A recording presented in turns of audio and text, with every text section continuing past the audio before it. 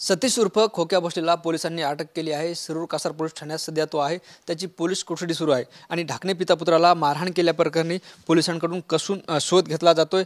सतीश उर्फ खोक्या भोसलेने गुन्ह्यात वापरलेली गाडी स्वतः त्याच्या मित्राने जे आहे ते पोलीस ठाण्यात आणून हजर केली आहे। हीच ती गाडी आपण पाहतोय। खरं तर ही गाडी सतीश उर्फ खोक्या भोसलेच्या मालकीची नाही, त्याच्या मित्राच्या मालकीची आहे अशी माहिती जी आहे ती आपल्याला पोलीस सूत्रांनी दिली आहे। मात्र ही गाडी जी आहे ते सतीश उर्फ खोक्या भोसलेने ढाकणे पिता पुत्राला मारहाण केल्याप्रकरणी वापरली अशी माहिती सुद्धा पोलिसांना होती आणि त्या अनुषंगाने जे आहे ते पोलीस या गाडीचा शोध घेत होते। आपण जर काही दिवसापूर्वी बघितलं तर सतीश उर्फ खोक्या भोसलेच्या स्वतःची गाडी जी आहे ते पोलिसांनी जप्त केली होती। हीच गाडी जी आहे ते आपण आता बाजूला बघतो, ही काळ्या रंगाची गाडी आहे। ही सतीश उर्फ खोक्या भोसलेची आहे।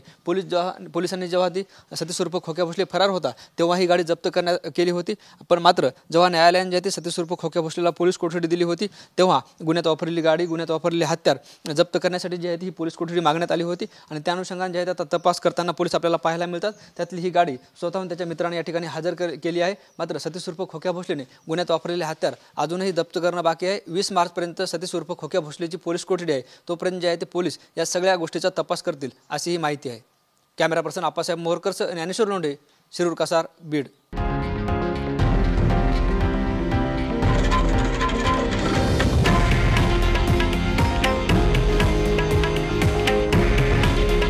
हे आहे देशातील नंबर 1 न्यूज नेटवर्क आणि आपण पाहत आहात TV9 मराठी। काळजी तुमची, हित महाराष्ट्राचं।